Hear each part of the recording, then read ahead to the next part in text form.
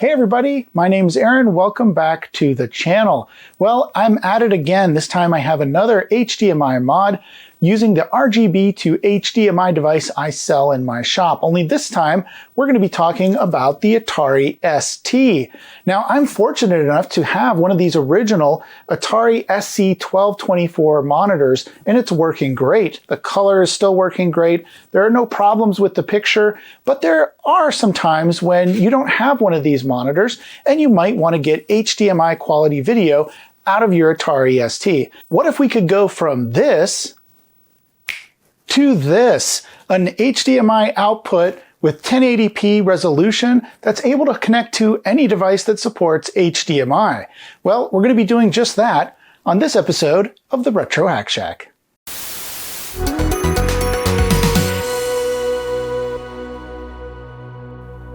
Okay, everybody, if you follow my channel, no, you're not seeing deja vu. This is a very similar mod that I covered on a previous video about the Amiga, adding HDMI quality video output to the Amiga. If you haven't seen that video yet, I'll link it down below, and I can even put a link up above. But this time we're talking about the Atari ST. Now, while these two systems are similar, and while the theory of operation is very similar for the way these mods work, there are some gotchas that we're going to talk about as I go through how to install this mod. There are some signals needed by this mod that are going to require some additional baud wires, and at least in my case, there's no audio output in the back of my Atari ST.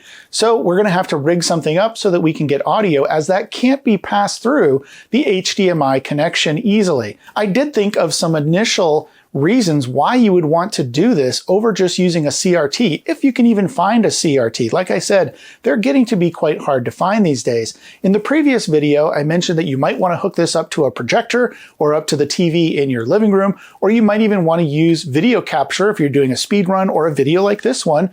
So it would be great to have HDMI out in that case, regardless of what your feelings are about CRTs. And I thought of a couple more reasons why you might want to do this. One is the CRTs are quite heavy. If you're traveling around, maybe going to conferences, lugging those CRTs around is going to be quite heavy. And so having a simple HDMI monitor like this is a lot lighter and a lot easier to maneuver about your house or in an event like I mentioned.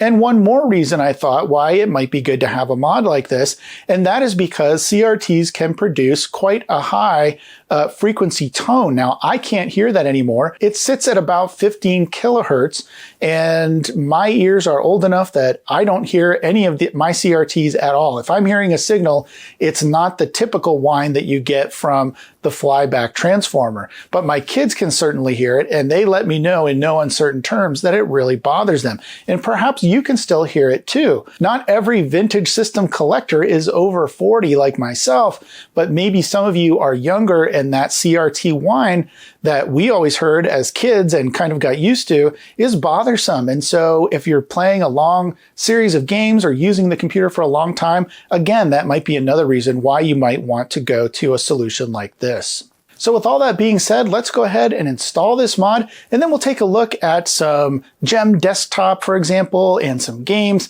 to see what kind of quality output we can get from the Atari ST.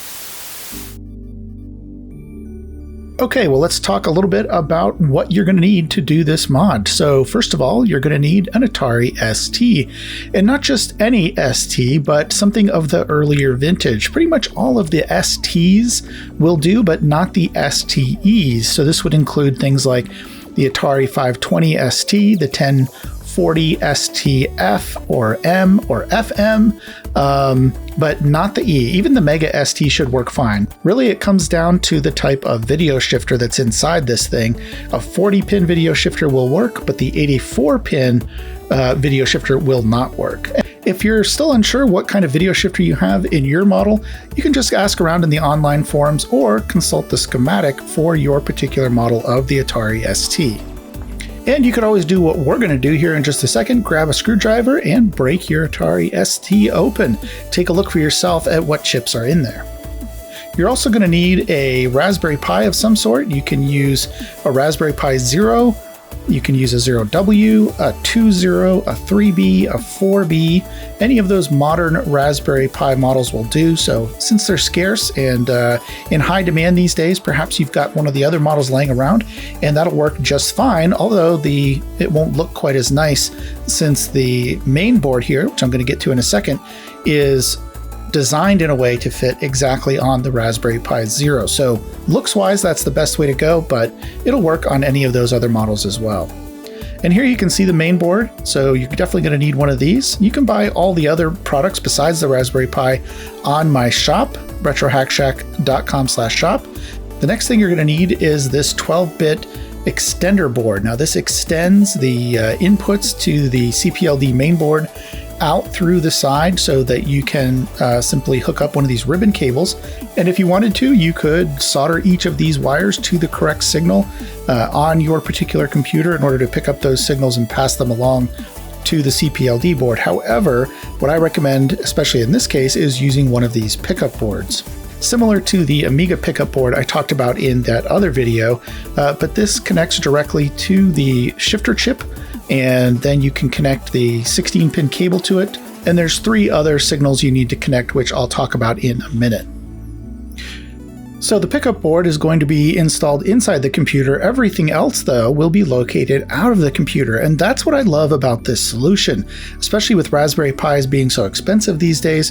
You don't have to waste one by installing it permanently inside your computer. In this case, the Atari ST, you can use the cable to work everything else outside the computer, and that way you can switch back and forth to whatever computer you happen to be using on a given day. If you want to switch back and forth between the Atari ST and the Amiga and not waste a Raspberry Pi in the process, you can just move this from one computer to another and reuse it wherever you need to.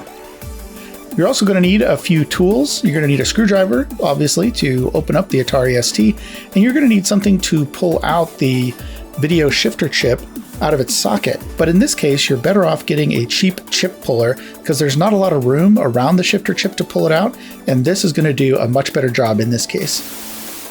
So this is an Atari 1040 STF. There were several models. I'm not going to go through the whole history here. There are several models of the Atari ST. Of course, there was the 520 ST, which had 512 kilobytes of RAM. And then there was this one, the 1040 ST, and this had a megabyte of RAM. Otherwise, they were very, very similar systems. This is an STF, as I mentioned. That means that there is an internal floppy. I believe the early systems only had the option of an external floppy drive. This has an internal floppy drive built in right over here. And this system I've had for a while. It actually predates the channel, and I recognize this one immediately because it has this little mark right here. And this is when I grabbed some acetone as opposed to isopropyl alcohol, trying to remove a very difficult stain right here, and very quickly realized that I had acetone because the plastic started melting and it left this permanent mark in the plastic. So I've never done that again. That was a good learning lesson. But also I actually added a Gotek drive to this particular Atari ST. Here's the Gotek drive there, and it works great. So if you want to see any other videos about the Atari ST, I realize now that I haven't done any, because, like I said, this predates the channel. But if you want to see more videos about the Atari ST, either mods or gameplay or whatever, leave me a comment below and thumbs up somebody else's comment if they've already made it. And just let me know that you want to see more videos. And I'd be happy to do more videos about the Atari ST because I actually really love this system with the built-in MIDI ports and everything that it has. I mean, it is right up there with the Amiga in my book. I know that's going to spark a lot of controversy. But just working on these systems independently without having owned one as a kid or as an adult, the early ones are very similar, and I really like both systems. So yeah, let me know in the comments if you want more Atari ST videos. Okay, so first things first, we're going to have to remove some screws on the back of the unit. On this model, there are 5 screws that you're going to have to remove, potentially 6, actually, I believe. I think I might be missing a couple of screws. But there are these squarish, rounded edge holes, but they're more of a squarish shape. These are the screws you're going to have to remove, and then very carefully flip this whole thing back over so we can take the front cover off. There's also 3 round holes here with screws in them. Those hold the floppy drive in place, and I'm hoping I don't have to take that off, but it'll all depend on the RF shielding that's on this thing, whether I can wiggle that around the floppy drive or not. Let's turn this over. And this should just come right off. Yep, there we go. Technically, I think you could probably actually get rid of it, but I would definitely recommend keeping it, especially since it has this shield here protecting the power supply, which it does have exposed mains on it. So, you know, this is one way to keep your fingers out of harm's way, or your body out of harm's way, from touching those mains connectors here that are coming in, and of course giving yourself a nasty, nasty shock. So, yeah, recommend keeping this, but for now we can take it off. I've already removed the other screws. I just have one left here in the middle. And the question is, can I get this off without removing the floppy drive? Well, unfortunately, the problem isn't with the floppy drive. I think I could get the little piece of metal that runs underneath the floppy drive around this opening here. The problem is really with the power switch and the power supply jack. It seems like the shield goes underneath those sections here on the motherboard, and so I can't get this part of it off without actually taking it out of the system. And in order to take it out of the system, I've got to unscrew the floppy drive. So that's a pain, but something you got to do to get to the internals of the motherboard so that you can install this mod. And you can see why I had a hard time taking this out. Here, the shielding comes down and goes underneath the power switch and underneath the power socket. I think what I might do to make this easier in the future is just Dremel out this section of the shielding. It's not really needed, and so I'll just Dremel this out. And then in the future, I don't actually have to take the everything off, the floppy drive, those power supply screws, in order to get to the motherboard. That'll make it a lot easier. Okay, so here's the Atari ST, 1040 ST, I should say, motherboard in all of its glory. And here are all of those RAM chips that have been installed in order to make up the 1 meg of memory that's in this system. But what we're interested in is what's behind door number 2 here, which is inside this metal can. This can has little latches here, so you can get into it fairly easily. Just need to bend those tabs straight again with, oh, there it goes, with some needle nose pliers. And we're in like Flynn. And here's the chip in question. This is the video shifter chip, and the part number on this is C025914. And in my case, it's -38A. This part number varies slightly, but it should be something very much like that in your system as well. And this is the chip that we need to remove. So to do that, I'm going to use these chip pullers here. And the reason is because this can is still kind of in the way here, and it makes it very difficult to get any other tool in there to remove this chip. But with this tool, we can just kind of wiggle it down along the side of the chip here. And then on the other side, and if we squeeze and pull, should be able to, oh, there we go, get it out. And you want to try to get it straight out if possible so you don't bend any pins. But there's the chip itself, and you can see we have the pin 1 marking right over here. So here's our mod board, and this is what's going to plug into that socket and after we seat the chip on top of it. And that's going to plug in just like this. And luckily, Ian, the designer of this pickup board, has gotten it so that it fits in really nicely. You may have to bend a few. I had to bend, for example, I think a couple of transistors, just kind of bend them over a little bit to get them out of the way. You can see how busy this area of the board is that handles the video signal. So there might be other things in your particular version that you may have to either relocate or bend down in order to get this board to seat all the way. So let's start installing the mod by getting this chip seated, being very careful because it's really easy to bend these pins. You may have to fold these pins in a little bit on the board in order to get them to line up with the header pins here on the mod, but just do this very carefully, push it in all the way, being careful to watch out for bent pins as you do so. There we go. A nice tight fit. I'll do a quick visual inspection. Doesn't look like any bent pins this time. Now, as I mentioned, you're going to have to find 3 additional signals so that you can wire 3 wires up to this board to finish up this mod internally. Those are horizontal sync, vertical sync, and the blank signal. Now, looking at the schematic for your particular Atari ST, you should be able to find where the RF modulator would go. And if you can, then there's an easy way to find these signals. As you can see, on the RF modulator, we have vertical sync and horizontal sync. And this is on pins 4 and 5, where the RF modulator would typically be connected. However, the blank signal, at least for me, was a little bit harder to find. I did find it here connected to 3 diodes, and they're labeled CR7, CR8, and CR9. And these 3 diodes should be located somewhere very close to the shifter chip. So using the information that I found in the schematic, I was able to easily find where the RF modulator would go, which is right here. In fact, you can see here's the cutouts for audio and video that would be, whoops, get my hand out of there, that would have been there. Although in the case, when you look at the case, there's no cutouts in the case. So this is just, they're reusing the bottom part of the shield here that they would have used in the STFM. But anyway, here's where the RF modulator would go, and there are pins here. Some of them, there is a diode, I think, in here already. So that's why some of these have solder in them. But we can easily see that this should be where I can pick up the horizontal and vertical signals, and it's nicely numbered from 1 to 10 here. So that'll help me identify the pins that I need. And then by using my phone, I was able to zoom in on some of these markings, which are really squished together inside of this area of the motherboard. And I can see there's CR7, CR8, and CR9. So using my multimeter, I'm going to be able to tone out and confirm which side of these 3 diodes are connected together.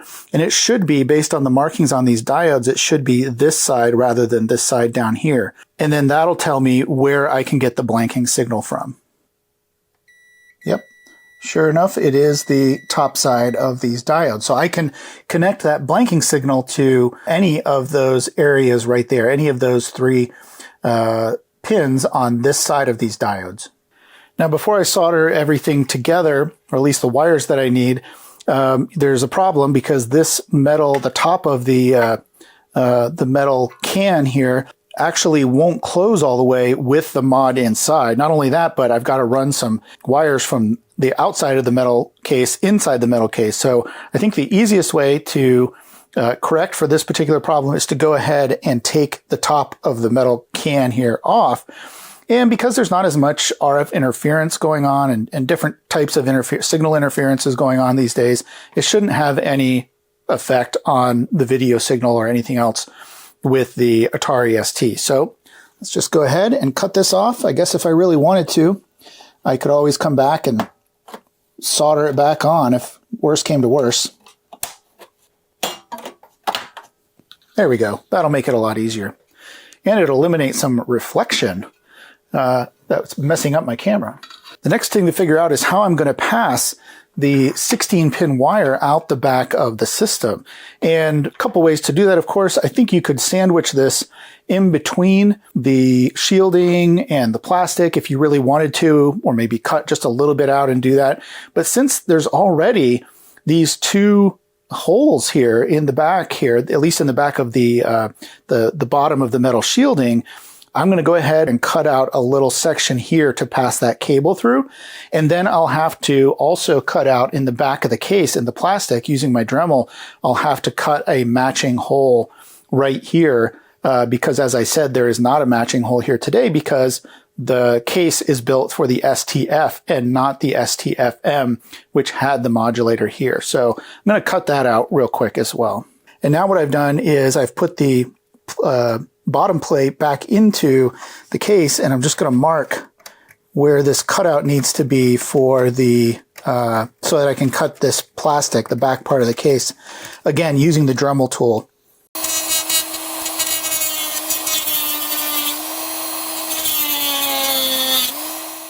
So now that I've cut the long lines here with this plastic cutting blade, I like to use this, which looks like a drill bit, but it's not. It's actually a cutting blade. You can insert this into the plastic, and then this side here actually will cut cross-sectionally, I guess is the best way to say. So it's really good for like cutting out these last little bits here that you can't get with the plastic cutting blade just because it's so big. There's no way you could cut a hole that small with this, but this should do the job.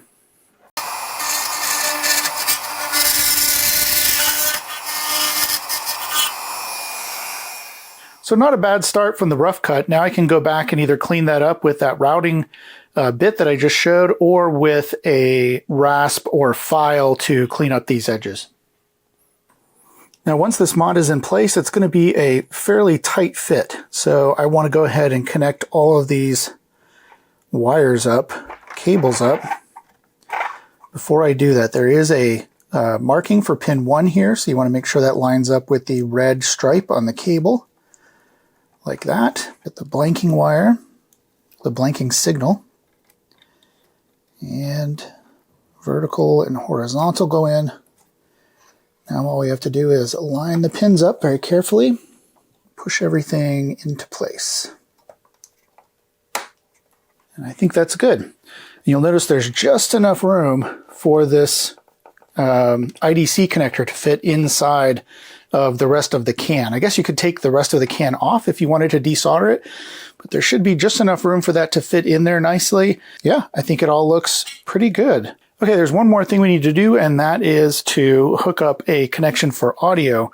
Unlike the Amiga, at least this version of the Atari ST has no separate audio coming out the back. There is audio on the monitor port, so you could build a special cable or something to get, you could get composite out of this, RGB, and audio as well. And audio, there's an audio in here as well. And what I found out by looking at the schematic is that there's audio actually right here where the RF modulator would plug in. So not only do we have horizontal and vertical sync here, but on pin 9, at least in this revision, there is audio out. So I should be able to plug into that and hook up a jack and drill a hole here, a smaller one in the shield so that I can fix this to it, and then a larger one in the plastic for the front of the jack to go through. And then, yeah, this will then at that point permanently for the rest of its life have an audio output jack. Now, some people might be asking, well, can't you just put audio through the RGB to HDMI and have HDMI supply the audio to your monitor? And unfortunately, the answer is no.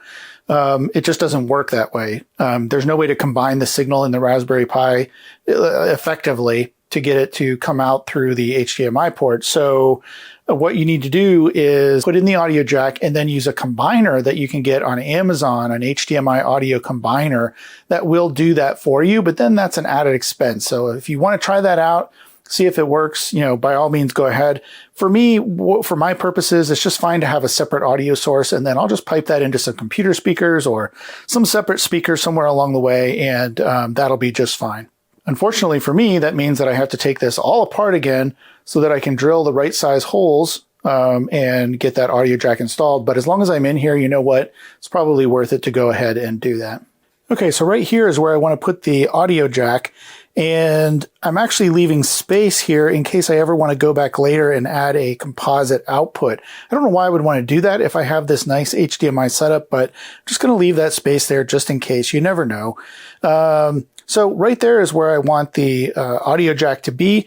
And the way I'm going to do this to make sure everything is completely aligned is I'm going to go ahead and drill a hole with the shielding in place, the bottom shield, and the case right in back here. I'm going to drill a small hole first, and that will align the two holes that I need to drill, one in the case and one in the shield. Then, of course, when I'm done, I'm going to have to clean out any kind of debris, that metal debris especially, that comes off of this hole so that it's not floating around and shorts things out.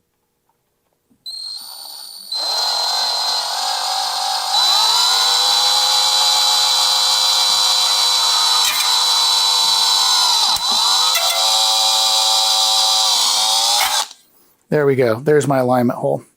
Okay, so here's my new audio jack, and there's the hole. It's all screwed into the shield here, But let's go ahead and slide this in and see if it slides in. Hopefully should just line right up, and indeed it does. Lines up perfectly like it was made for it.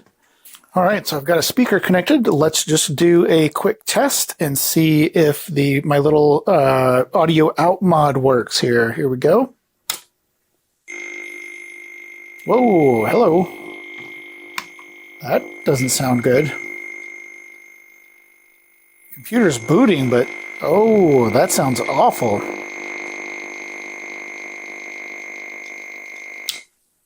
Okay, well, I think I found out what's going on. At first, I looked at I thought maybe I had created a short because the clock pin is right next to the audio out pin where the modulator would plug into the board back here. And I thought maybe I had, shorted the audio out pin to the clock pin, and that's what was causing that noise. So I checked that with my multimeter, and that was not the case.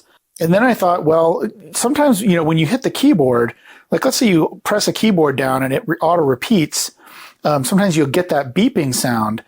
And I realized that I didn't have the keyboard connected because I haven't run into this before. I didn't think about connecting the keyboard. However, when I connect the keyboard, this problem goes away. So let's go ahead and connect the keyboard. There we go. And now when I boot it up, ta-da, no more beeping sound. So just a quick note, if you run into that problem, if you're doing an audio mod and you run into that problem, see, there's the beeping sound. And if I hold down a key, it makes that sound. So somehow without the keyboard connected, it's registering as a key press or a bunch of key presses all at the same time or something. And that's what was generating that sound. So luckily, not a problem with my mod, just the fact that I didn't have the keyboard connected. So this particular mod is pulling 5 volts off of this chip here. So that should go ahead in and power up the Raspberry Pi and the CPLD. So we shouldn't need separate external power there. It should just all work with the power supplied from the motherboard. Here we go.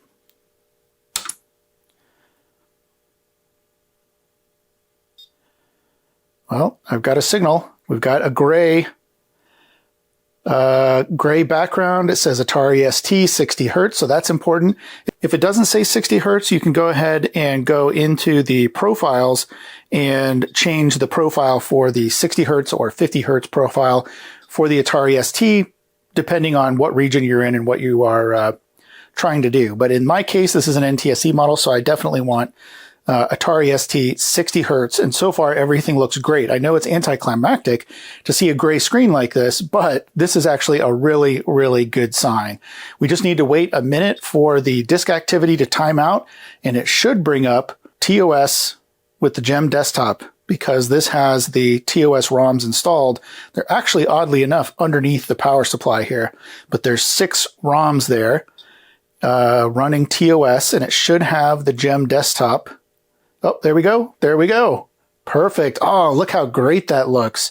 So this is a 1080p resolution on this particular monitor. So you could go a lot bigger than this particular desktop monitor. This could be a 54-inch screen TV if you wanted to run this in your living room or on a projector or something. Perhaps you've tried to connect composite from an old system to, or even RF from an old system to your big screen TV in your living room, and you notice that everything looks kind of crappy, to put it nicely. And that is actually not what you're going to get with this, because this is actually scaling it all the way up to 1080p. So this is looking fantastic.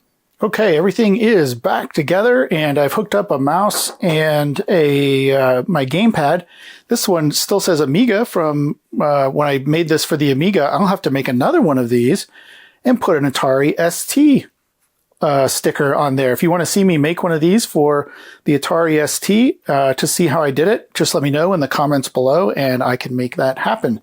But probably the most annoying thing about the ST is where they put the mouse and joystick ports which are down here underneath. And boy, getting these things in there is tough. You don't want to take these out. Once you got them in, use your computer for a while before you have to take these out. Also, I'm using the same mouse that I used. If you watched the video I did with a similar mod for the Amiga, I'm using the same mouse. But the reason I love this cheap little mouse is it's actually switchable between Atari and Amiga mouse. So it's got a little switch down here, and if it's one way, it's in the Amiga mode, and if it's the other way, it's in the Atari mode. So I've switched this over to Atari, so it should work now. And the nice thing is I just have to have this one mouse, and I can use it for either system. So I really love that I found this cheap little mouse. I don't know where I got it, but I'm certainly glad I did, and I'm certainly glad I repaired it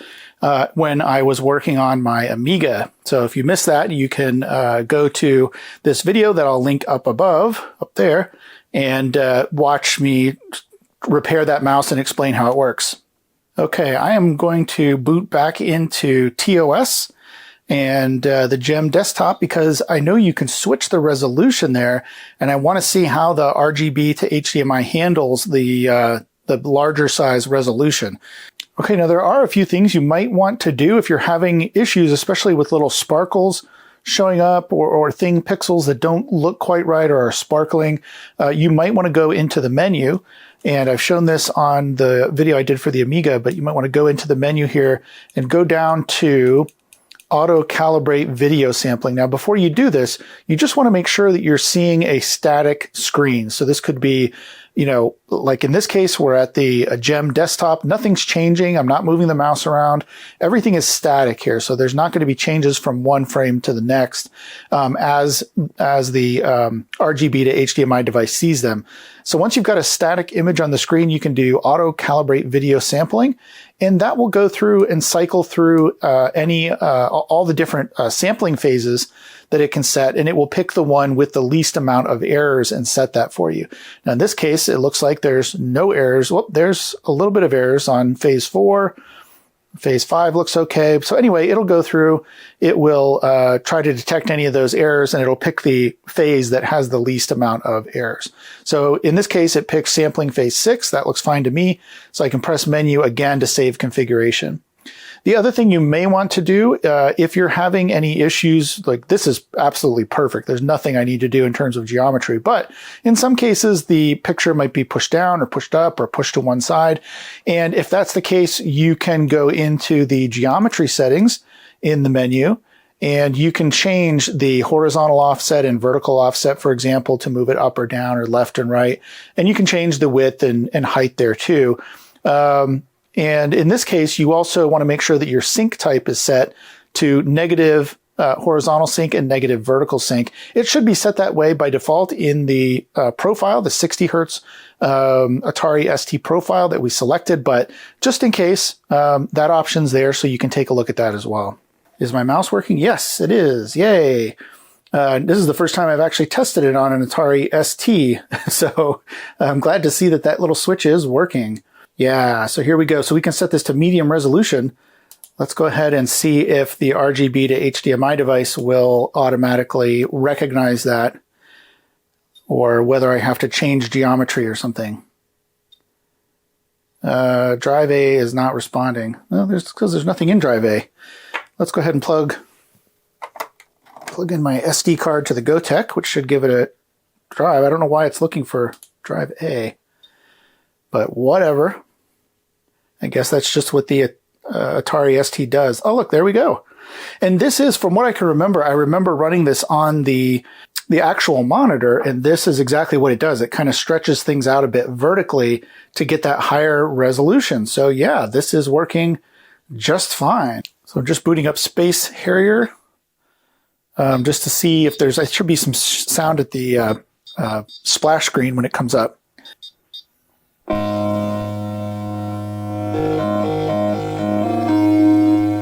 There we go. That sounds better. Nice. That sounds really good, actually. Way better than you get out of the monitor speaker, the built-in speaker in the monitor that you would normally use. So I'm glad I did this anyway, because now I can get much better quality sound out of the Amiga STF. 1040 STF, very nice.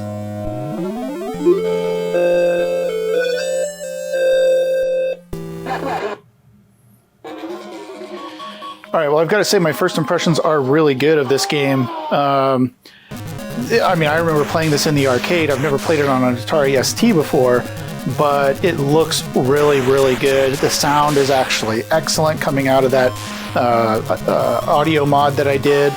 And the image is a little bit lower. This is supposed to be a US version, but the image here is a little bit lower on the screen. So I don't know if that's the way it normally looked on the Atari ST, or if maybe you would have to play with the geometry settings a little bit on the RGB to HDMI in order to move that picture up. But it's certainly playable. I don't think I'm missing anything here. So yeah, it looks pretty good to me. So I would say, first glance, this is a huge success, and it looks great in 1080p, which, you know, at the time, I'm sure the designers would have never imagined that anybody would be playing this game in 1920 by 1080 resolution, but it looks great. Okay, so since I showed a driving game in the previous video I did for the Amiga, I wanted to show a similar style game here for the Atari ST. So this is Test Drive 2, similar style graphics, both racing games, and I thought this would just be a good comparison. Not that we're really comparing the Amiga to the Atari ST directly in this video, but I wanted to show a similar style of graphics at least, so you could see the result of that. So I'm going to see if I can go ahead and skip through this, maybe. I'm not very good at this game, so definitely want to do auto shift. All right, here we go.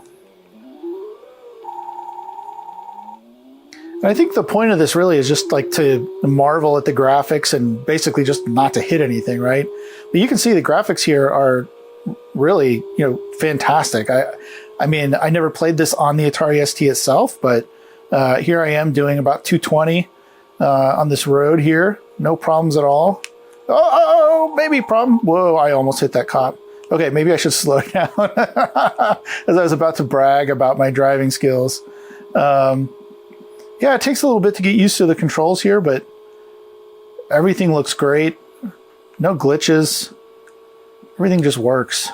Ah, don't hit the cactus. I think it takes a while to get used to the automatic recovery of where the wheels are pointed to, which is fairly realistic, actually. Oh, let me get some gas here. Can I do that? Fill her up. Woohoo! All right, and the music comes back in. Get a nice little view of your car there. And this is the place where you could pause, I suppose, and go get a snack or go to the bathroom or something, and then come back and keep going. I think you can run out of gas and run out of time as well. So in any case, that's what, just a quick look at a similar driving game as we saw on the Amiga. This time it's Test Drive 2. Okay, and I thought I should have done this with the Amiga video as well, but I thought I would go ahead and do a classic shooter game, kind of side-scroller shooter game. And so I loaded up Xenon 2 here, so let's see how this plays. All right, get ready, player one. I'm ready.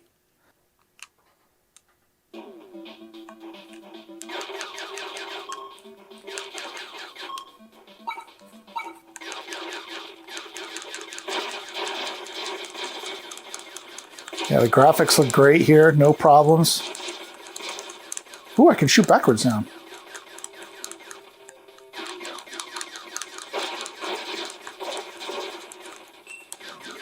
Yeah, very classic style game.